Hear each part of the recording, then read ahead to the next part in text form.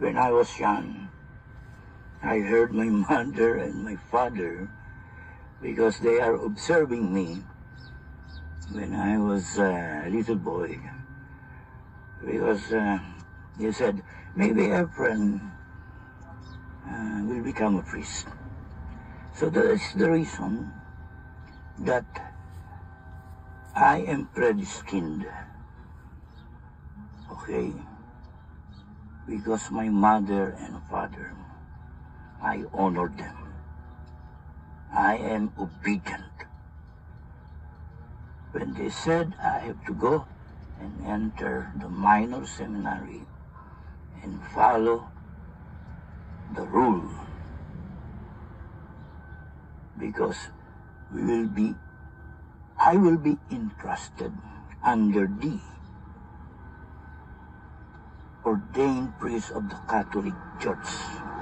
I will be trained to become a priest. So, to become a Catholic priest, you have to start when you are young. So the foundation, your foundation, will be solid. That is the reason these people don't know, no matter what you do to me, like my Branos, our foundation in our faith. Because our faith is not in any denomination. Our faith is in Jesus Christ, whom we believe. Because our patron saint, Saint Vincent de Paul, a French Catholic priest, well, he also endured a lot of things that happened in his life. And he is one of the who is purging those abusive priests during his time. And he went to that. And if that will be my calling to expose the goats and the wolves in the Christian church, I should do it no matter what. Because in my age, to be humiliated, man, I told you already that I will die to protect my dignity, my reputation, my character, and our name. Man, you already, it's not me that you have already.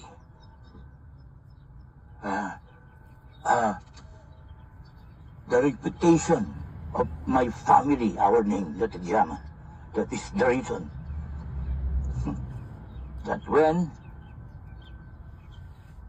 the Tajaman, Efren Tajaman, is there, man, to be evicted by a church, that is the worst nightmare that my family will ever ask me for the rest of my life. And I hope these people will understand that you are also, when you dissolve that name, it's like Jesus, that name Jesus is so holy. Faith Bible Church, just the name Faith Bible. Wow. And the founder of the church, if you're going only to look at the history, just imagine this. I'm going to give you some example. When I said about, because that place, I am the only one that can really give a very, very good, because some of our members that died already have shown their faith and become fruitful. That I am Man, I'm just making this video because when I'm making the video already of the founder of the church, okay, Bishop Rene Ramientos, his name is Bishop Eustaquio Rene Jr. Rene, because his Rene is AKA. So, Eustaquio, AKA Rene Ramientos Jr. Well, that name, his father is Eustaquio Ramientos Sr., a lawyer. Okay? That handled a case that is already a lost case. During the time that land grabbing of land in Mindanao is occurring because the Datu have a lot of land, and then there is they call Christian, so they grab the land because during that time they don't have the title. Okay, but they have been there.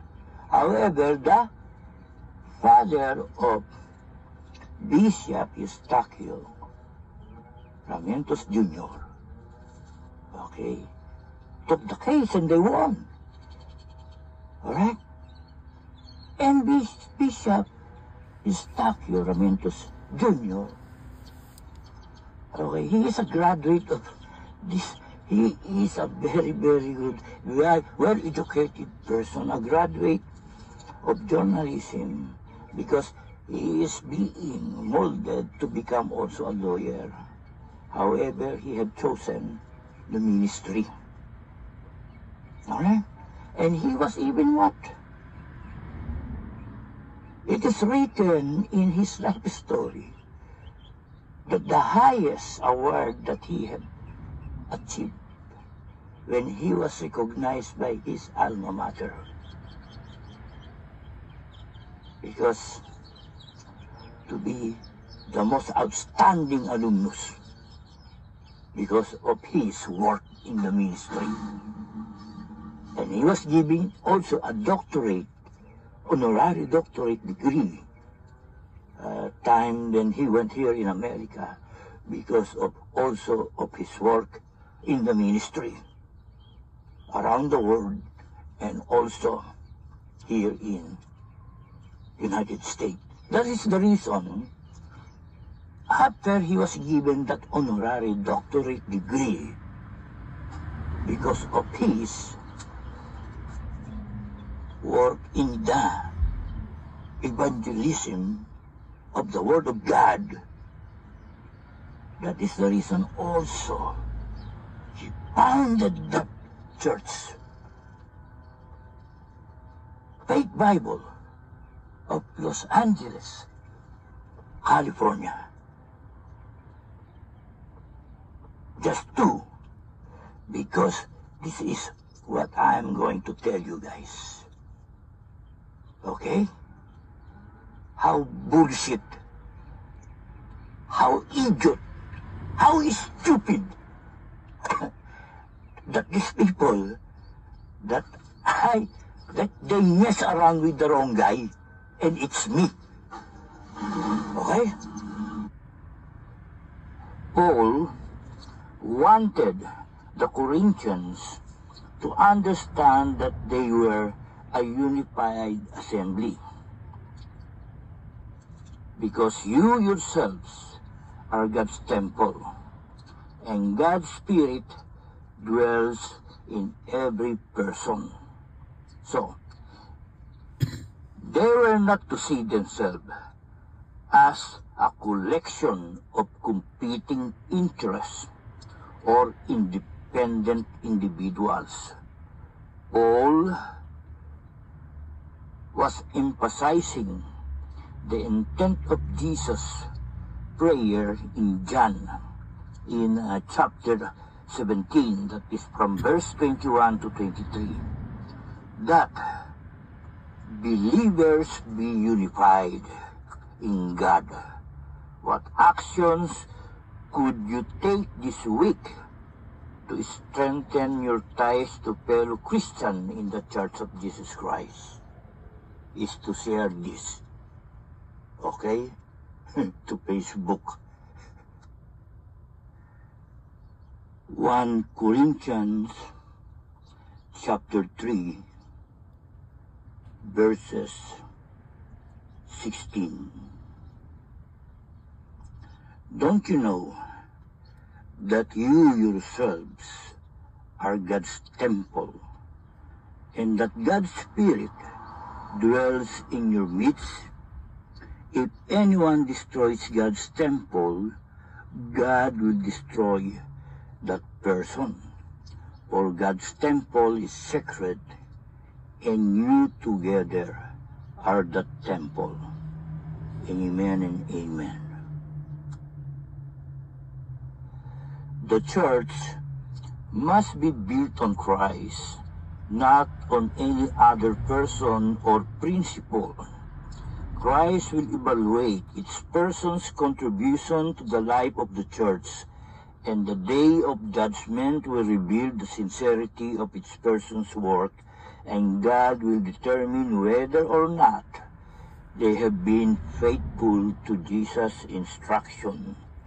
Good work will be rewarded, and unfaithful or inferior work will be discounted.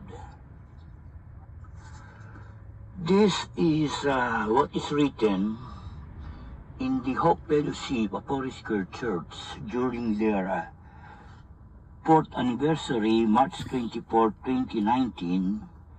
This is what the senior pastor, Jeff Nelson, had put. That is the most important thing, their mission, okay? Did you know? Sharing the gospel with faith, okay? We need everyone on mission. And to that urgency of the situation, okay, an estimated 151,000 people die every day on earth, while 360,000 are born. Reportedly, 2/3 of those who pass away do not know Jesus as Lord and Savior. That means approximately 100,000 people a day, 4,000 individual an hour, and 70 souls a minute entering eternity without heaven as their destination. Dire statistics tell us that only 34% of all believers see an evangelistic trait in themselves to actively share the gospel, and Jesus once shared. And let us pray.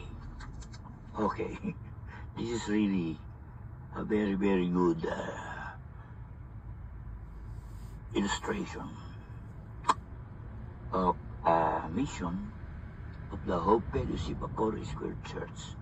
So this is what is the problem that the senior pastor, Jeff Nelson, have given to the congregation of the Hope Fellowship, that he even put here the statistics. Okay, so now, how are you going to, because this is the most important thing, okay, that without heaven as their destination, how can be you sure about your sharing the word of God or the gospel evangelist, that the one who are going to know Jesus as their Lord and Savior would enter heaven as their destination? First, you must know how they're going to enter the heaven as their destination. Does the member of Jeff Nelson, does he knows how to enter the kingdom of heaven? That is the big question that I'm going to ask now. Does Jeff Nelson, okay, knows how to guide his congregation, how to really show how to enter the kingdom of heaven. Amen to that. That's all I'm going to ask to Jeff Nelson, who now occupying the property that belongs to us. Does he know? Tell me. Once you became a Christian, once you become a Christian, okay? So now, what is the work that you have to do? Because you cannot preach or give the message of the divine being, okay? Because the message will be manifested by the one giving the message. So you must have that kind of Christian character. Okay? A Christian bring us into Jesus Christ as the center of our life. And our being, true being, is one who takes dignity in serving others. So that is the universal law, humility. Okay? Because once you have shown your humility, that is a guarantee that everything that you do is not for you. And then another one is love. Okay? So now, that is serving others and loving your fellow man. A Christian must invoke the aid of the Holy Spirit in his character development. And through the gifts of the Holy Spirit, these are the spiritual fruits. There should be a joy, okay, peace, patience, kindness, goodness, faithfulness, gentleness, and self-control. The righteousness from the Holy Spirit is the wisdom coming from God that a Christian has, plus the knowledge and understanding coming from the Holy Spirit. You will speak the truth and will set us all free. Simple. What is the simple man? There are three basic types of people. Okay?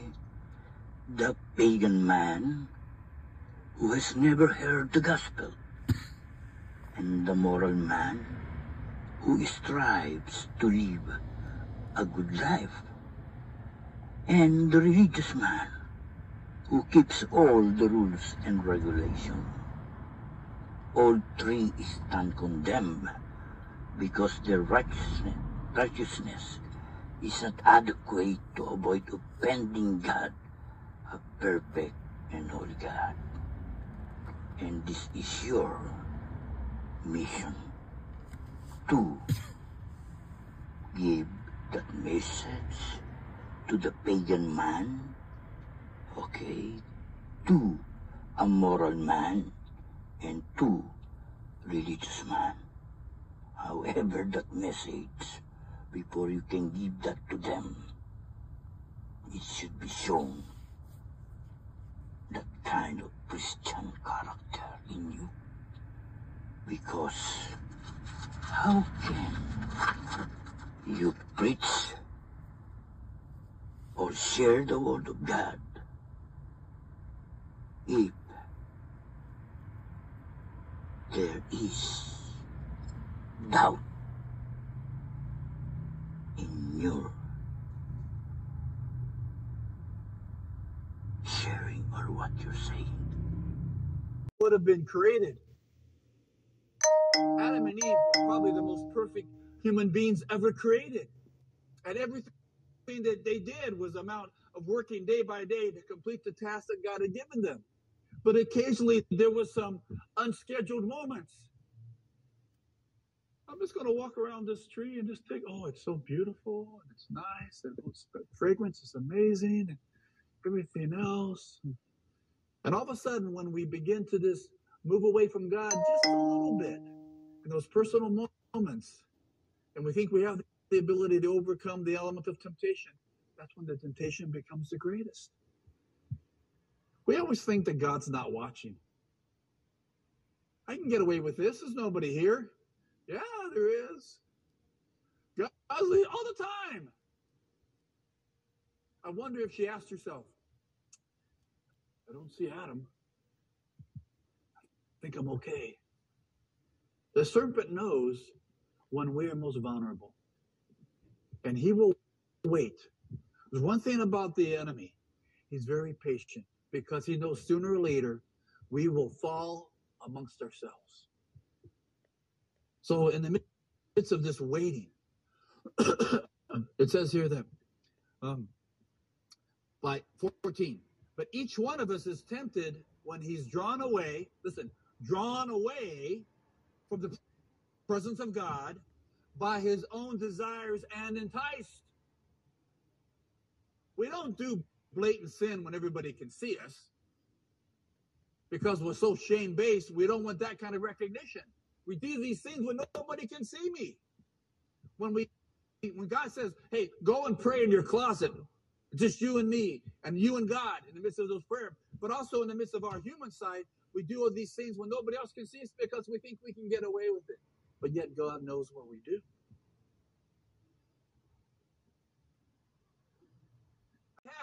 How much faith do we have?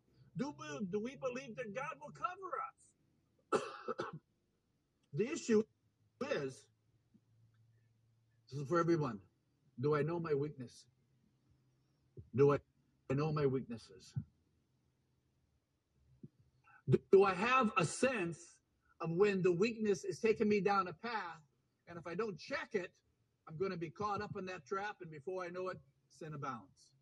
What is the trigger in us that allows us to step back before we take a step forward when the temptation is around us? You need to know, and you ought to know. I'm feeling this way about something. I need to remove myself from whatever that is.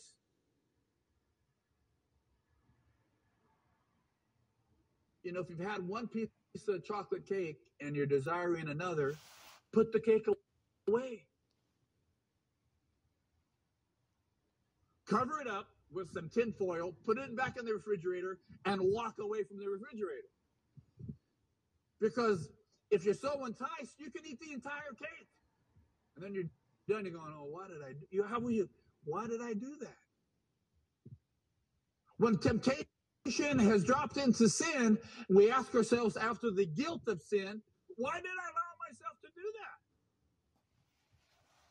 When I buy a car that I can't afford because I need to have that to show off to everybody else, and now I'm enslaved by debt, I'm thinking, why did I buy that big expensive car?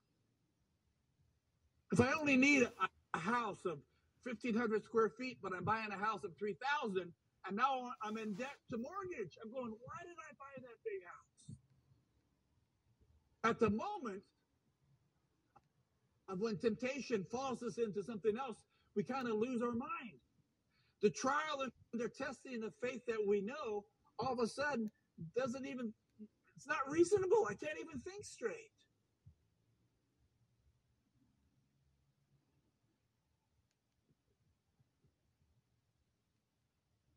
What was it in Adam and Eve when all of a sudden the acknowledgement of good and evil came to their thoughts and thinking, you know what? We just made a big mistake. And so when God started calling them, Adam and Eve, where are you guys? He knew where they were. He wanted them to acknowledge where they were. God sometimes comes and says, hey, Jeff, where are you? I don't know where I am. I can't find myself. Each one of us sometimes is hiding from God because the reality of the shame of temptation to sin has now separated me from the presence of God until I come to a point of confession. And going back to the book of Genesis, they said, Adam and Eve, they hid themselves. Well, how can they hide from God? They thought, oh, God, we don't want, And then they realized there was nakedness, and so they clothed themselves. All of a sudden, we're always covering up. Because we realized that we allowed ourselves to be enticed to the moment of temptation. We're not tempted by somebody else's desires. Somebody else cannot entice me. It's my own desires. It's my own enticement. Because he says in verse 15, when the desire has conceived, when it's blossomed within you, it gives birth to sin. And sin, when it is full grown, when it fully manifests within us, it brings forth death. Sin separates us from God. That's it. And so if we don't come and then recognize the elements of enticement to the point of it becoming sin, and sin draws us away from God, if we don't confess it and ask for forgiveness for it, we're still separated from God. That's the benefit of being a believer. We won't go through life until his return or we go to heaven without the concern of sin. But if I recognize that sin is in my life and I confess my sins before God and I ask for God to forgive me of my sin, then death will not overtake me because he continues to give forth life. But this is probably the most powerful verse in this entire first chapter. Do not be deceived. Do not be deceived. People will continue to try and deceive us. One of the biggest challenges we have in today's society is that people prey on the elderly. Because so many elderly are they're innocent, they're trusting. We think the good of more people, but people take advantage. People will manipulate, people will abuse, people will take anything that they can get at the expense of somebody else. Happens every day.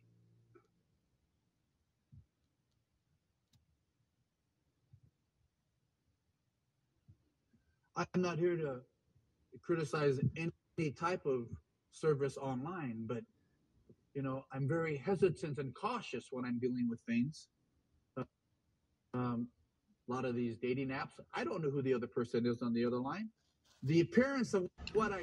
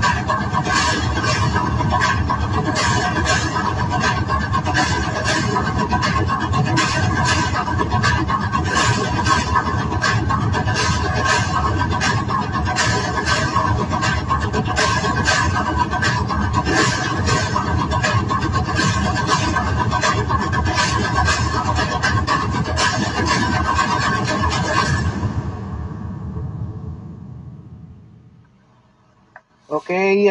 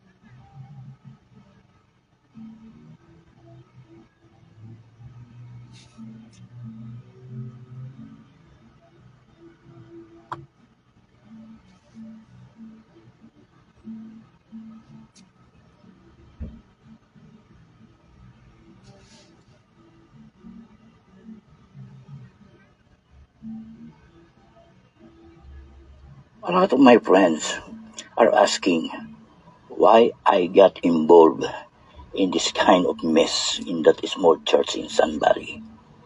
Then now I can tell you now. Because that very humble and simple chapel there, there's a lot of things that happened to me that I cannot even explain. That is where also I met Reverend Ephraim Manuel, the founding pastor of Jesus is Supreme Global Outreach. He died February 2, 2013, after I made his last video. That is Thursday, and he died Saturday. After 3 days, he died. Anyway, as what they have said, that dying is a gain if you believe in Christ. Anyway, this is what he said. The seed is planted. I planted the seed and Apollo watered it, but God has been making it grow. In 1 Corinthians chapter 3 verse 6. This is the founder's biography, because Reverend Ephraim Manuel have seen. He is the one that also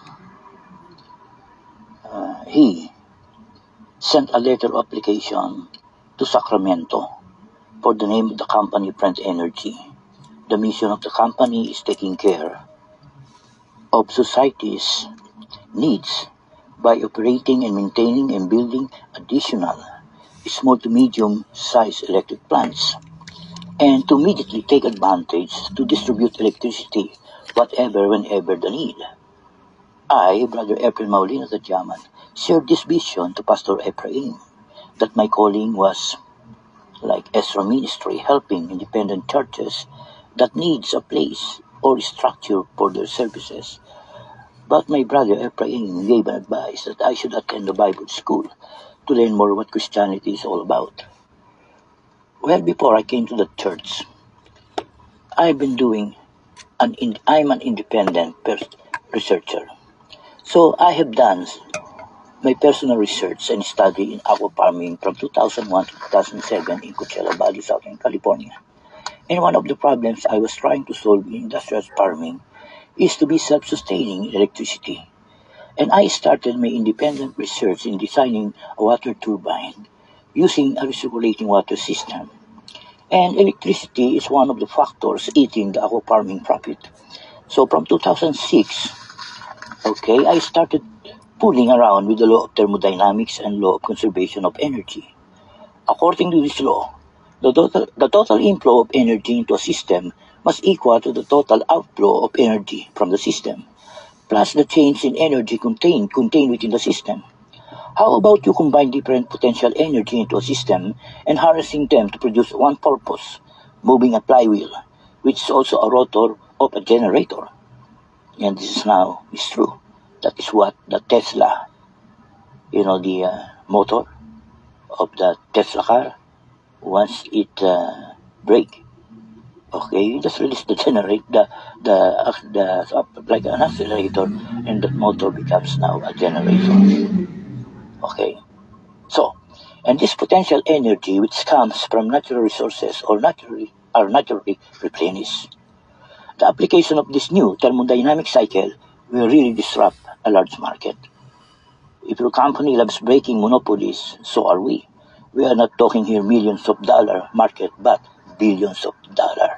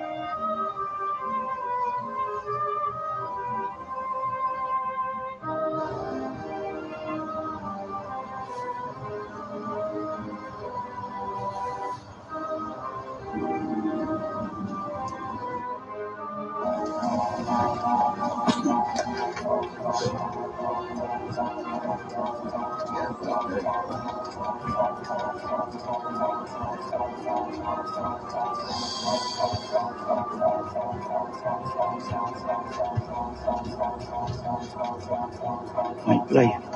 Yeah. Oh, yeah. Must be a very good quality.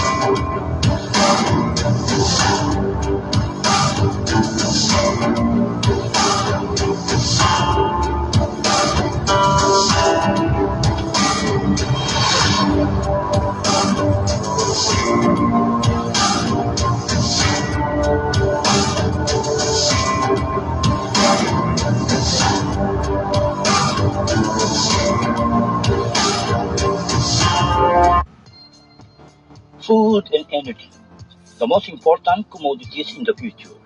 We should do some actions in research and development and innovation for the future of our children's children. From 2001 to 2007, I did my independent research and development and innovation in aquaculture from 2003 to 2007.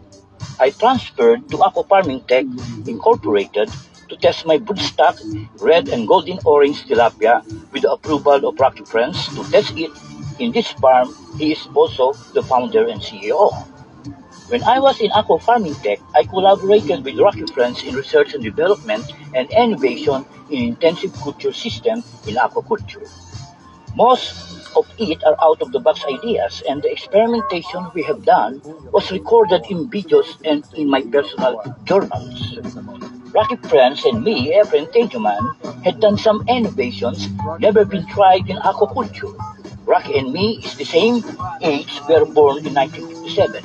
We are the baby boomer.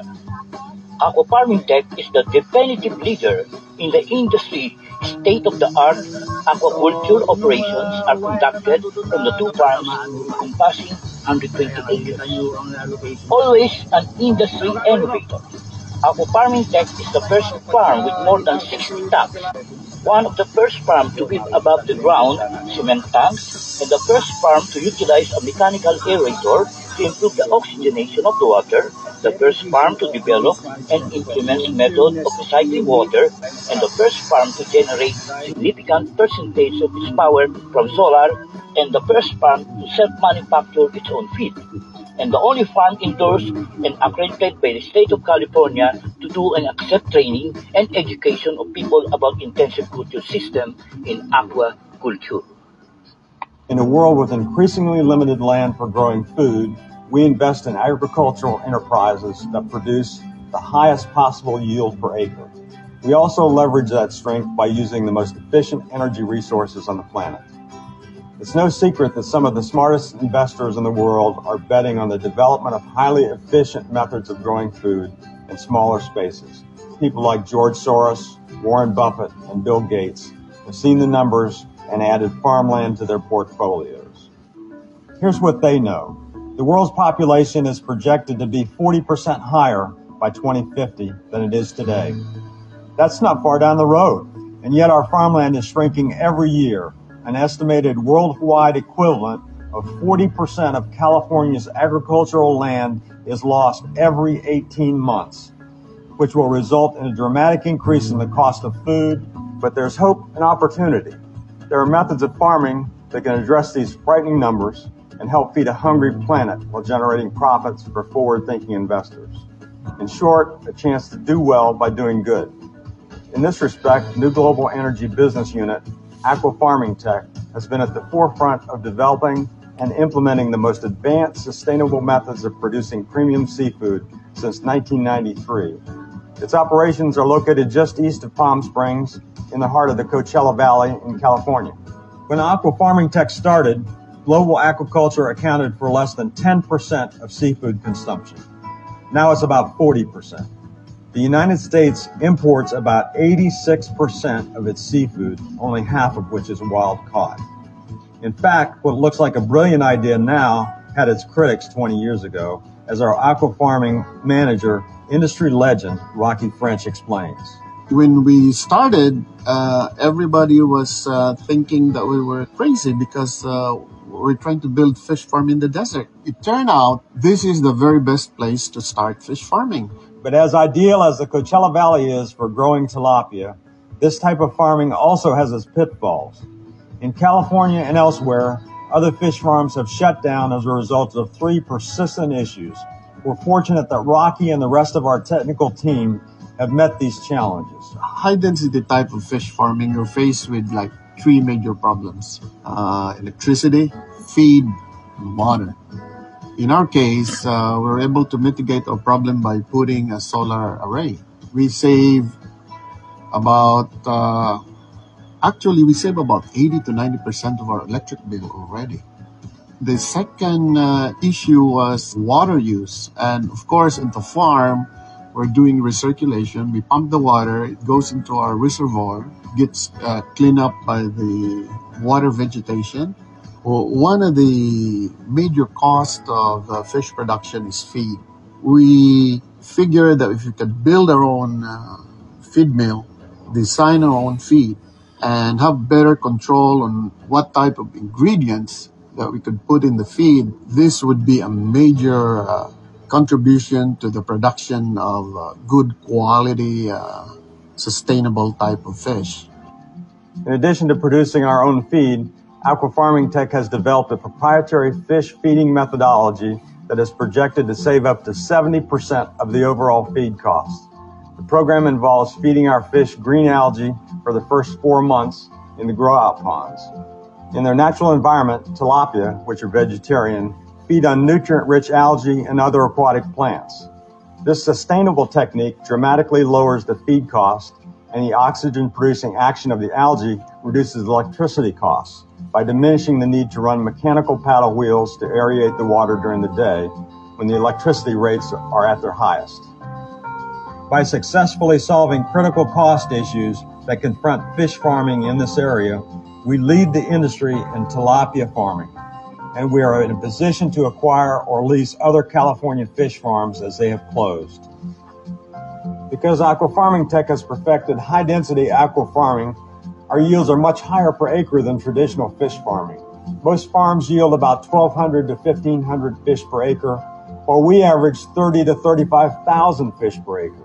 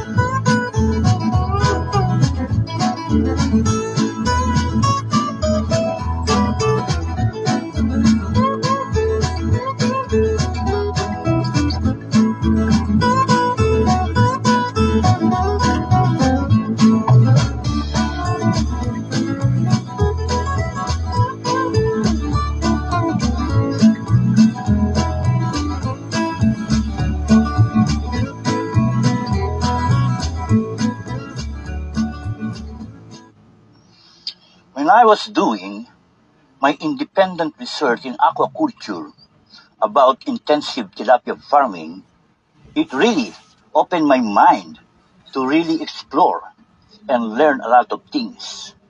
My ignorance is my best teacher. For 7 years of putting 100% of my time studying the industry about aquaculture, it covered also marketing, production, product development, and how to be off the grid in search of renewable energy, self-sufficient in quality feeds production in the future of the industry. My intellectual property that concerns about this industry, trade secrets that I learned, gathered, my documentation in videos, aside from my journals and personal notes, some model system we tried and worked beyond our expectation and passed Rocky Friend's strict and meticulous standard to be used in his production, we were able to formulate some new solutions so valuable in the future to be used once I finally decided to venture in aquaculture or share it to the right people who believe in us for the advancement of the industry. God bless. Rocky Friends is the founder and president of Aqua Farming Tech, founded 1993. Rocky Friends, to whom I collaborated in research and development while doing a feasibility study in aquaculture for my own company, which I did an intensive study and educating myself as an independent researcher from 2001 to 2007. Rocky Friends, a visionary in aquaculture in the 21st century, decades of dedicated innovation and research to whom we have envisioned that someday the fruit of our labor will be recognized, not for monetary gain, but as a contributors in the advancement of the aquaculture industry. Like Rocky Friends, we are willing to go out of the box, ideas that are crazy, and we are motivated by passion and seeking the truth. Year-round production of red tilapia fingerlings for local growers monthly, an average of 10 grams. The Desert Fisherman Hatchery, the only local company whose objective is production of quality fingerlings and continually do research and development for the benefits of the industry. We had the technology, knowledge, expertise, and competent people to produce year-round of quality fingerlings. The company's vision is to be a team player to achieve the ultimate goal of creating a feasible operating system for industrialized tilapia farming, which will be the world standard. Tilapia, the fish that can feed the world. The first feeding miracle of Jesus Christ is the miracle of the 5 loaves of bread and the 2 fish. The live tilapia market. Only local supplier, no outside of states or foreign competitors, short of supply to meet the demand of the market. The demand is weekly, year-round, not seasonal. The average weight is 1 pound. 1 tilapia, 1 person. Tilapia growers are concentrated here in Coachella Valley because of geothermal source of water. They can grow tilapia year-round, and for the past decade, they are supplying weekly the local market. However, the local growers do seasonal spawning ever since tilapia farming was introduced here in California. The spawning season starts in February or early spring and ends in August. Most of the tilapia growers followed the pioneers. There is a massive production of fingerlings during spawning season and stand some to be your surplus for the rest of the year. The grow-out tanks of the farmers are in full operation year-round. For a small farm, this cannot be that much to fill the loss of the profit. for tilapia farmers who expanded their operations are the ones suffering because of the high cost maintaining their operations year-round, high cost of feeds, electric bills, plus price of live tilapia is not stable for the past decade. All the growers are concentrating in their grow-out tanks and ready to spend money in getting the latest technology and equipments. Once you do seasonal spawning, there should be months where you should not have any sales at all. This is my recommendation. Monthly is the best approach to this kind of demand of the market. That is the monthly spawning. The outlet can only stock live tilapia good only for a few days. Aquarium is where they stock their produce. Monthly spawning was never been done by the local growers because it requires a good technical know-how and skill. Monthly spawning needed a specialized controlled spawning ponds and hatchery. Synchronous tilapia spawning also needs a special knowledge and skill. That is why I formed the company, the Desert Fisherman Hatchery, the only local company to do the year-round spawning of quality tilapia fingerlings.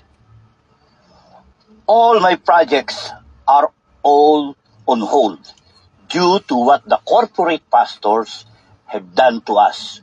But God will show us the way, the truth, the life. God is an overseeing God and God of order and justice. Have patience and don't lose hope. Faith in Him, Jesus, will be your strength in facing any trials and tribulations. Amen to that. Our experiences are what makes us who we are, can never be undone. I became a vessel to expose the cancer in the upper leadership of a Christian church and to seek justice for those who experience such abuse from MPD pastor that corporate churches ignored. The scar was so deep that only the victim can feel it. As Dr. Sam Buckman described, a narcissist reacts with a supreme rage to the slightest mistake. He will punish severely to what he perceives an offense against him, no matter how minor, and all of these abuses. The narcissistic rate. What should you do when you meet a narcissist? Run? I think run is a good solution most of the time. But what about the times where you cannot run? What if the problem is your co-worker, a friend, or even your pastor? What do you do then? Okay, you have to fight back with stronger ego. Educate yourself. Deeper knowledge is the way. Narcissists are shallow and go to the topic or something that they know nothing. This is an option can ultimately be an ego defense of your own. By running only shows you cannot handle the conflict. Fighting back is about protecting other people and things you care about, not your ego. Fighting to protect your ego is not going to help. Given that you can't help someone who needs help, I think the most important response is how does that sobering fact motivate you to act, given the limits of one's own capacity. Okay?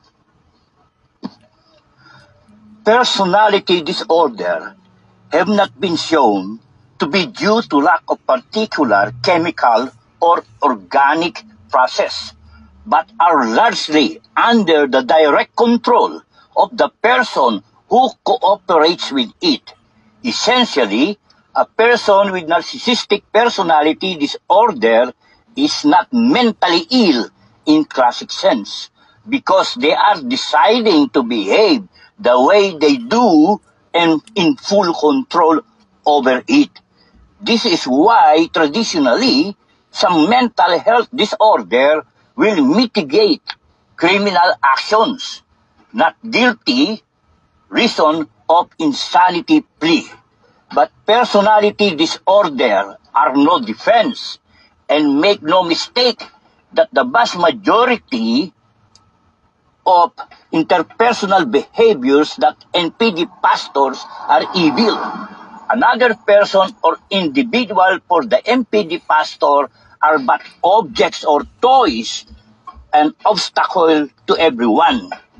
What makes the NPD pastor so evil is that truly do not have empathy and no compassion. Ordination is an ideal place for NPD individual, especially those pastors that are licensed by this mega corporate church. They treat it as a job, not a calling. Okay? So this NPD individual that been licensed, okay, as they then have built-in adulation. Everyone respect a pastor, right? Okay, that is a perfect cloaking device. The job, the church, the congregation is perfect for NPD individual. A narcissistic place, that is the church property, and the pathological narcissistic supply. Now it's my duty to retain back our reputation and dignity, whatever is taken from us by this manipulative band of deceivers.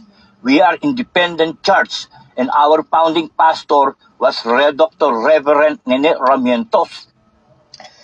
After a few months of pastorate at Eagle Rock, I formed a new congregation named Faith Bible Church of Los Angeles. It was 1985. At first, we met in homes. As our membership grew, we met in rented church halls. Our membership grew steadily as more people joined us, mostly as a result of our home Bible study groups. Later, my son, Pastor Joseph, took over the pastorate. A permanent building was established in Zambali, Los Angeles area. And that is the 12055 Wicks Street, Zambali, California.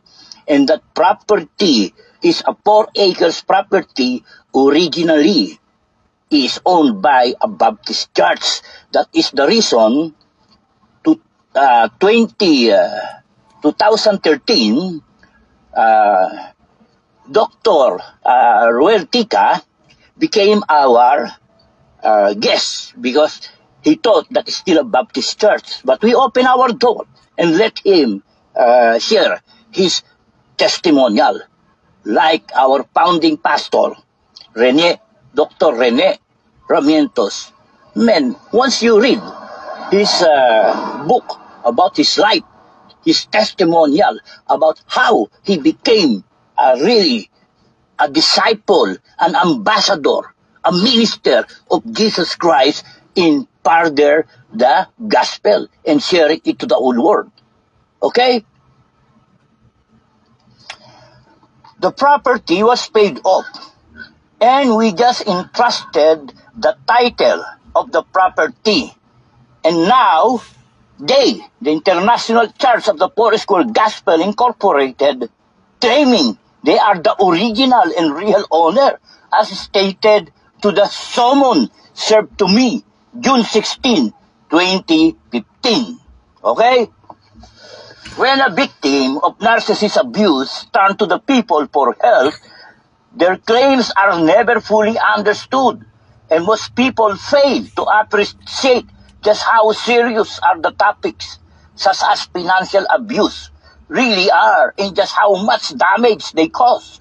Having your money stripped away from you and having someone have control over your finances and what you are allowed to buy is not only degrading, but it also causes many further problems for the victim.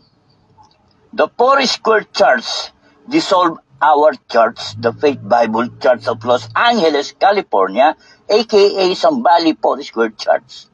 And the new pastor church name is officially the only existing church to the property, especially when he put in their website and he announced their 4th church anniversary.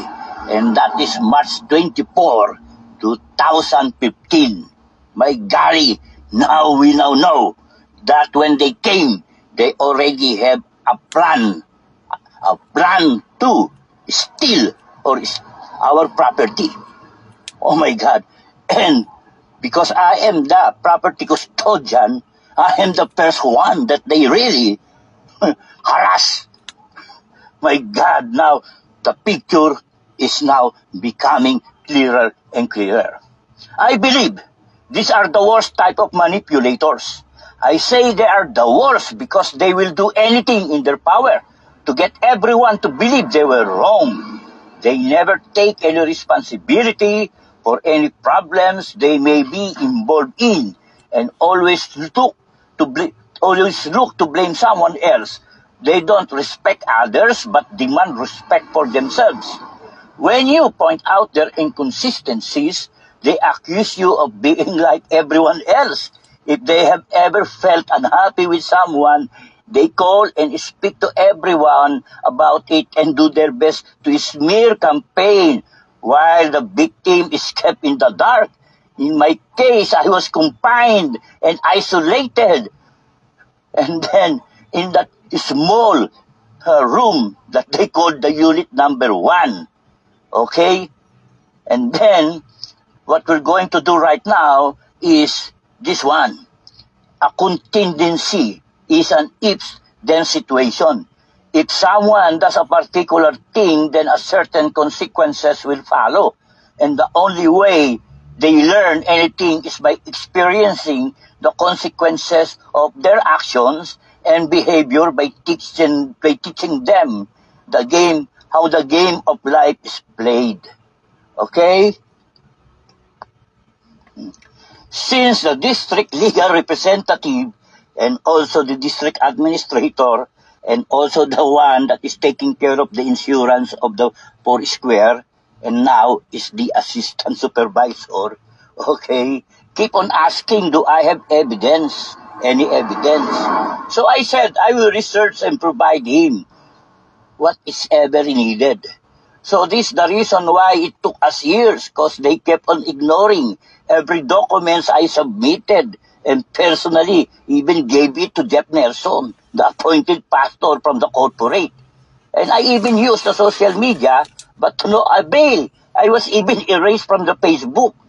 My first account, Efren Maulino Tadyaman, okay, was erased because when I addressed already it to the president and then tried to connect to the Facebook account of the 4 Square, I don't know what happened. And what happened is that they removed my account, the Efren Maulino Tadyaman, but I said it's okay because the one that have a problem right now in Google is Efren Tadyaman, the one that have this eviction case against him.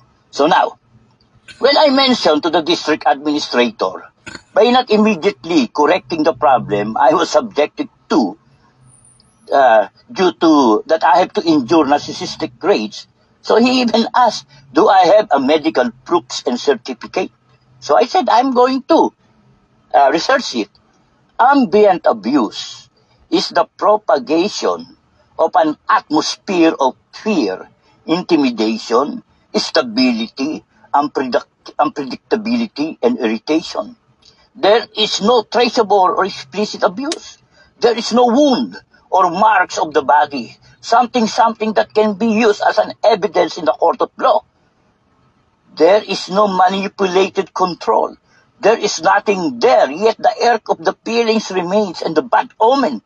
An ill atmosphere in the long term, such sick environment erode the victim self-worth of self-esteem. Self-confidence is shaken so badly that renders himself even more to the criticism and judgment by the society or congregation. Thus reverse, the victim is considered mentally deranged and the abuser, the suffering victim. Okay? This is what my Blano, Silito Cometa, have posted when he answered, he made a comment. And this is what he had written. My most painful wounds came from and inflicted by men from the church. If it happens to you, blessed Blessed are you, for Christ is teaching you through humility. For nothing could offend you more than those we are supposed to and commanded to love. Then this is my reply. Brother Blanus Silito Cometa, like Jesus, when suffering at the cross and being mocked by the Jews said, Father, why have you forsaken me? How painful the people you are saving are the one humiliating you. After serving the church for 7 years while helping them because the church is dying within, okay, these sociopaths, okay, when they took over the property, they isolated me in the small room for almost a year in the fellowship hall. Only 1 or 2 checked if I was still alive. Some gave food in secret, and that is Don Jose, and they were even stopped not to feed me. Okay, they even what? The food that was kept by Don Jose in the refrigerator, when they even trust it. What a Christian character. Okay. And those sociopaths tried to break me physically and emotionally. But my faith is so strong. Now, these sociopaths are accountable to their action. I was so busy preparing all the documents for the labor case, and I was not eating properly, and I got no money when they isolated me.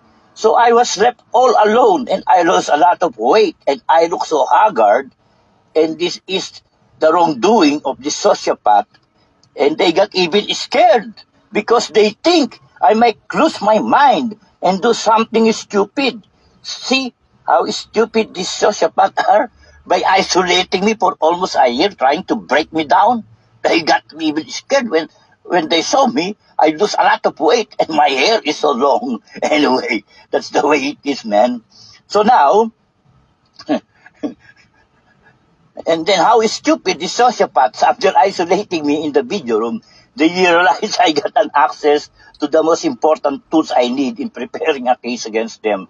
And that's my computer with an internet access. Again, they fabricated a case and partly humiliated me in the court of law. But God is good, it backfired, and the judge threw the case. However, those sociopaths even announced at the pulpit they won the case. What a character. And they even branded me that I have a Satanás spirit. Now we will see who have that Satanás spirit, me or them.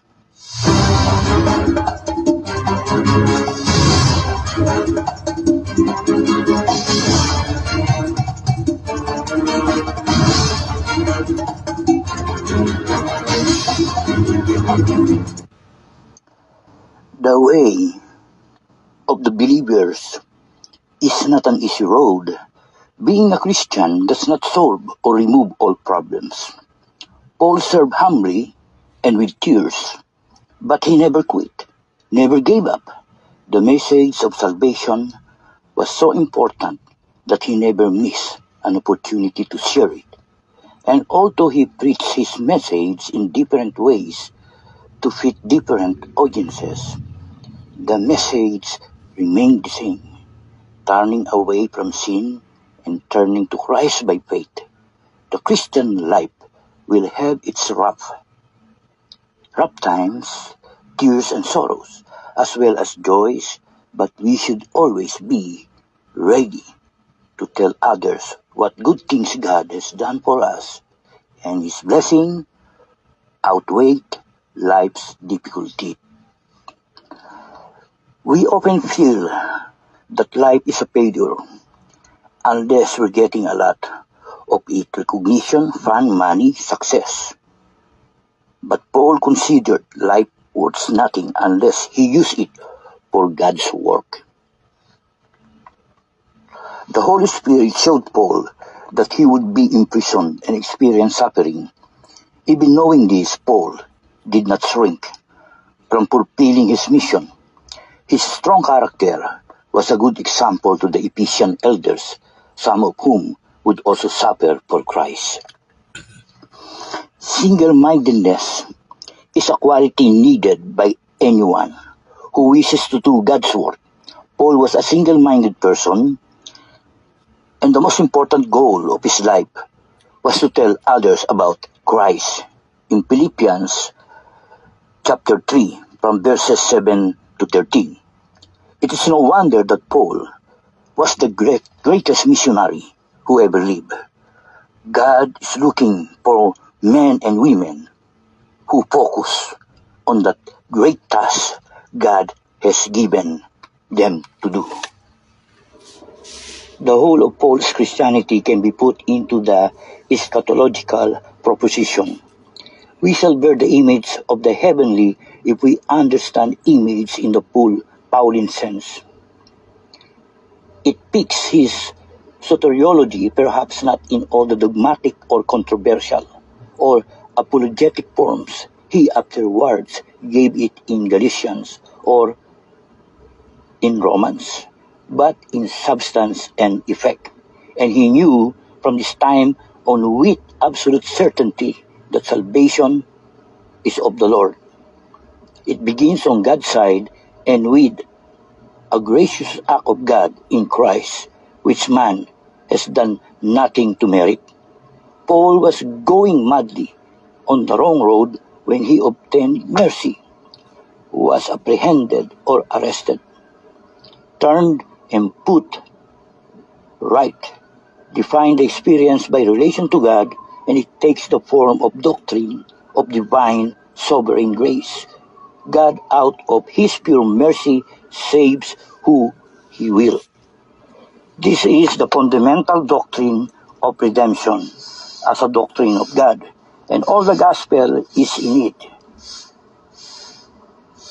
Define the same experience by relation to man, and it takes the negative form of doctrine excluding all human rights or titles to salvation. God did not appear to Paul in Christ because of what he had done or was doing. It was not his devotion to the law, which was revealed with salvation. All he had ever done or tried to do faded into nothingness, or only rose to impeach him. Salvation was in Christ alone, and in surrender to him, not in anything Paul could do apart from him, or antecedent to him. And this is again the fundamental doctrine of redemption as a doctrine of man, and all the gospel is in it. Righteousness by faith alone, apart from work of law. Paul knew now that nothing statutory contributes to anything to salvation. It is all in Christ, crucified and exalted, and in the free response with Christ evokes in the heart. Finally, it fits his vocation as apostle of the Gentiles. This does not depend on the fact that Christ who appeared to Paul was not the Jewish national Messiah, but the heavenly Messiah, who was to have rule over all. It depends on Paul's instinctive perception that he was being saved by Christ, not as a Jew and a Pharisee, but as a man, a sinner. Absolute grace has in it the promise of universality in the relation of absolute depth to God. All distinction of man disappear. Because the early Christian church have also some problem, because the apostle that is with Jesus Christ during his lifetime when Jesus is doing his ministry, okay, because the apostle, the 12 apostles, and even Peter, Paul even confronted Peter because Peter wanted the Gentiles to be circumcised. But Paul said that it is not about circumcision, because Paul, okay, he was confronted by the risen and victorious Christ. It's different already, because Paul said to Peter, okay, that now there is no Gentiles, there is no Jews, there is no Pharisee. This is all about man are all sinner. That we are all be saved by faith, not by circumcision, not by giving tithes to the church or anything. This is about your faith. That is the reason Paul, when he was accused about those churches, because that he was accused of the money or something. That is the reason also that Paul supported himself, so that he will not be dependent to anyone, because that is also the reason that sometimes that you are even, because the message is for free, because what is we are, God love us so much. That is the reason that what is promised to us is eternal life in heaven, not anything here on earth, because earth is the kingdom of Satan. Anything here that you are going to be satisfied because of material and carnal thing, you are doomed. That is the reason the universal law is about the humility, that if you can do that, and then love your neighbor. If you can do that, that's it. This is the reason also when I became a true Christian, really. Now my life is centered in Jesus Christ. That is the reason. Now my reference in everything that I'm doing now, I am searching it through the Bible and through the Scripture. And now we have here something here that I can justify, because nobody can even say that is this just a coincidence. I don't know, because I am also amazed, because now, men, there are a lot of things that I cannot explain. Okay? All I know is what is written in the Bible, in the Scripture. If the Bible is the Word of God, the Bible don't lie. So now, I am just repairing something here, so that everybody will know. Because these things that's happening to me, man, I cannot even explain it. So be it. Because for Paul, once you say you are a Christian, you are a Christian. And you must have this Christian character. God is love in John chapter 3, verses 16. For God so loved the world that he gave his only Son, that whoever believes in him shall not perish but have eternal life. Okay, now, the Christian self is not just an ordinary self. However, to be extraordinary falls short of the godly demand. He is the being through whom humanity gained his being. Therefore, the Christian self brings us into Jesus Christ as the center of our life. Our being through being, a Christian who is complete is one who takes dignity in serving others. A Christian self gains priceless worth not on financial gain, material, but on the fullest attainment and conscious of the humility of God in Christ. As Thomas Aquinas explained, happiness is a well-being, holistic, not physical but mental and spiritual. And the highest happiness in man is the vision of the divine essence. And this comes from within one's soul as a result of one's encounter with the divine. Our character defines us. People would not listen to what we say when they doubt our sincerity, because character may include integrity, humility, fidelity, temperance, courage, justice, patience, industry, simplicity, modesty, and the golden rule, which is the Bible rule. The Bible is not wanting in character building, okay? And the Christian must invoke the aid of the Holy Spirit in his character development through his gifts, which are the joy, peace, patience, kindness, goodness, faithfulness, gentleness, and self-control. And how to identify the Bible-based spiritual fruits.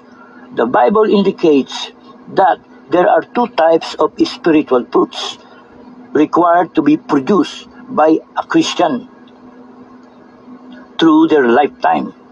Both of these fruits are to be evident towards both God and others. And the first type of a fruit is evidence of the Holy Spirit presence dwelling within the Christian, and this is your character. And the second type represents the fruit, the soul, brought into God's kingdom by the Christian while helping to bring in the harvest of lost soul out of Satan's kingdom into God's kingdom. This is achieved by being one of God's faithful laborers in the harvest field of this world, or being a good soldier of Jesus Christ, which are the frontliner. Okay, it must be appreciated that any unsaved person, no matter how good he or she may appear to be, cannot mimic any of the genuine spiritual fruits, as the fruit originates from all three Godhead: God the Father, God the Son, and the Holy Spirit, the Holy Trinity, and can only be evident to a new spiritually transformed man in Christ. And the fruit of the Holy Spirit should be abundantly evident in that person: love, joy, peace, long-suffering, gentleness, goodness, faith, meekness, and temperance. This is Christianity 101. Okay? Knowledge, understanding, and wisdom. You have to educate yourself sometimes. Okay? Because sometimes you have this kind of knowledge already, but then you find out it's not. So now, what you have to do is to empty your vessel of any preconceived doctrines and information, and etc. And let the Holy Spirit be your comforter and counselor, and guide you, and to have wisdom coming from God. And the Holy Bible is the Word of God. Read it by yourself again and again. And every word, okay, every sentence, book, chapter, verses were put there because all are important. The Holy Bible is the most copied and translated book, and the most accurate. It is 2020 in telling the truth. This is about your soul. Now, this is about also your relationship with God. And anybody holding a Bible on the church pulpit, claiming to be the conduit of God, or offering a better way how to be with God, the Father in heaven, guaranteed, woe to this man or woman. Okay? Like the corporate code of conduct of the Four Square, try to subtract or add to the gospel, the good news is, man, you are doomed. Jesus, the only Son of God, did it all alone. He is the only way, salvation of your soul, faith in Jesus, His blood, living sacrifice, the perfect Lamb, and God is love. God don't lie. Amen and amen. And if you're going to read the corporate code of conduct of the Four Square, wherein I am going to read it, because it says there that you must have a Christian character. So now, that is the only key that I have seen in the corporate code of conduct, that I know what is a Christian character. And if the employee, you are representing now the corporation is like a Christian. You are representing now who? A Christian group of people who believe in Christ. But if you will not follow it, you will be condemned. That's what I said already, that every Christian that have accepted Jesus Christ to be the center of their life, once you do something to that person, man, God will also do something to you. Alright, because you are now here. Man, God is a faithful God. Once you have shown your faith to Jesus, at the center of your life, but it's hard. It's hard to do that. You know, that's the reason also for me. But I have shown, when I started really to know Jesus, man, I did not stop. And you will see it now. Even until now, I already, man, nobody can bullshit me already.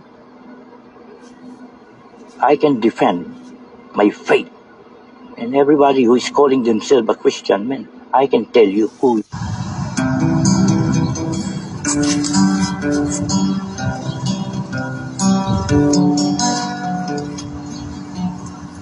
You've been waiting for someone to bring you in, and all your patience until golden. lost in the bucket full of broken promises. Stepped on all of your breath, burned all your bridges and sold all your stolen goods. You're at the end of your rope. Birds watch you fall, every angel pass you by. You can put your faith in Jesus again, and He will give you another chance. Put your faith in Jesus again, so you'll dance a tango with demons.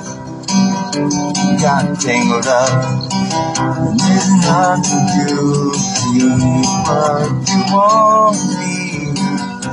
You put out the fire, put out the light, you're waiting on someone to show you the way. See, in a shattered mirror, the pieces stretched out a smile. And all the while, the verdict of the trial, rain on the mustard seed. So put on the taste, put on your armor, put on your faith in Jesus again. He will give you another chance. He will give you another chance. On the fire, break all the chains, break all the darkness. You got another chance. Break all the fire, break all the chains. Come on, darkness, you got another chance. Come on, the fire, break all the chains. You got another chance. Step out the door and step in the light. Step out the darkness, you got another chance. Put your faith in Jesus, and He will give you another chance. Put your faith in Jesus again, He will give another chance. Get out the fire, break all the chains, break all the darkness. You got another chance. On the fire, bring all the chains. Come out of darkness, you got another chance. Come out of fire, break those chains. Come out of darkness, you got another chance. Come out of darkness, break those chains. Come out of fire, you got another chance. Amen.